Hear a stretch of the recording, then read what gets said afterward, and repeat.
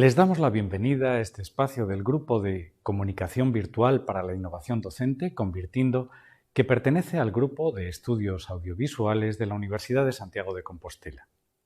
Desde hace décadas se ha venido investigando sobre el uso de entornos inmersivos en 3 dimensiones generados por computador, 3D CGI por sus siglas en inglés, tanto para complementar la docencia presencial como para sustituirla por una docencia virtual a distancia. Esta tendencia se vio agudizada a causa de la crisis sanitaria provocada por la pandemia global del coronavirus, que obligó a una migración súbita y total de la tradicional docencia presencial a otro tipo de docencia virtual. A pesar del enorme esfuerzo de las instituciones educativas para mejorar la conectividad y el software que son necesarios para la docencia virtual, persisten en ella aún 3 escollos fundamentales.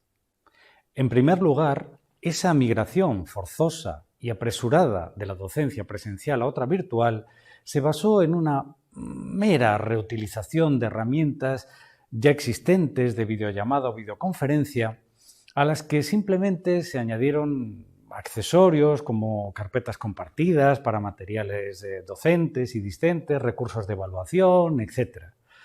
En segundo lugar, esa migración forzada no contempló que la docencia virtual debe competir con masivas distracciones en Internet y, eso sí, accesibles a un solo clic. De ahí la importancia de diseñar una docencia virtual capaz de captar y de mantener la atención del alumnado. En tercer lugar, habría que preguntarse cuáles han sido las razones que han impedido la generalización de esas formas de didáctica virtual tan atractivas y eficaces a pesar de su evidente demanda. Apuntamos 2. La complejidad de uso de este tipo de tecnologías y el elevado coste de las infraestructuras y equipamientos que las hacen posibles. Consecuentemente, es preciso y urgente dotar a la comunidad docente y discente de aquellos recursos virtuales más asequibles, compatibles, versátiles, intuitivos y eficaces. De hecho, actualmente existe una amplísima panoplia de herramientas virtuales que permiten una inmersión interactiva y síncrona de docentes y discentes en una oferta infinita de entornos 3D CGI que favorecen una intensa interactividad constructiva en el proceso de aprendizaje. Por ejemplo, en una clase de arte podríamos analizar detalladamente una obra, cualquier obra en 3 dimensiones. Del mismo modo que en una clase de química podríamos manipular una estructura de ADN o incluso descomponerla en sus partes fundamentales. Por otra parte, este tipo de entornos virtuales permiten activar cualquier acción simplemente mediante un simple gesto, así como una interacción de los usuarios realista y síncrona con cualquier objeto virtual. Así pues, el software ideal para la docencia virtual debe ser asequible, fácil de instalar y fácil de usar. Basta con disponer de un ordenador con una webcam, una tarjeta gráfica de potencia suficiente y un fondo verde que puede ser una simple tela o un plotter para empezar a crear y compartir contenidos.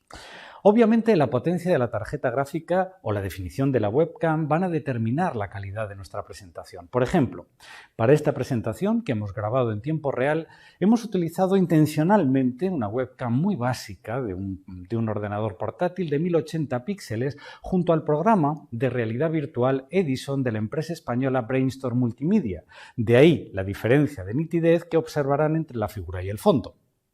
Para conseguir esta realidad mixta, que combina elementos virtuales y reales en tiempo real, debemos contar con un motor gráfico capaz de integrar o renderizar en tiempo real tanto las imágenes virtuales procedentes de un ordenador como aquellas que proceden del mundo físico a través de una cámara con fondo de cromo.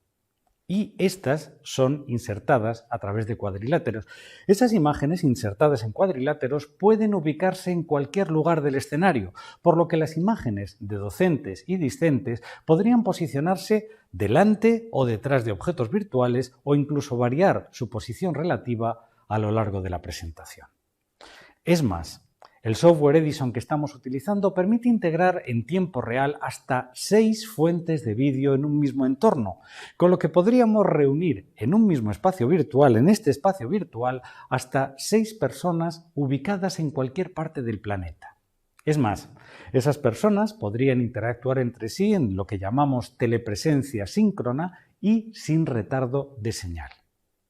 Ahora bien, para conseguir un efecto realista debemos recortar el contorno de esas personas, eliminando de cada uno de esos cuadriláteros su fondo verde.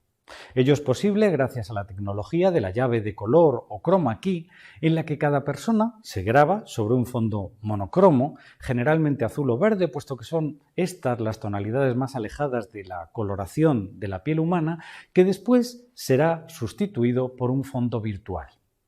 Pero esto es solo el principio. Podemos enriquecer nuestra creación, nuestra presentación, implementando en ella diferentes movimientos de cámara, escenografías y objetos virtuales, consiguiendo así una puesta en escena casi profesional. Es un auténtico reto, porque este entorno verde carece de marcadores espaciales o de unas leyes físicas que nos condicionan, la propia ley de la gravedad. Es decir, en este espacio todo es posible, pero también todo está por crear. Así que la pregunta es, ¿por dónde empezar cuando no hay por dónde empezar? O, si se prefiere, ¿cómo componer una escena en el vacío? Una presentación o escena virtual consta de 4 elementos principales: fondo, stand, personas y presentación.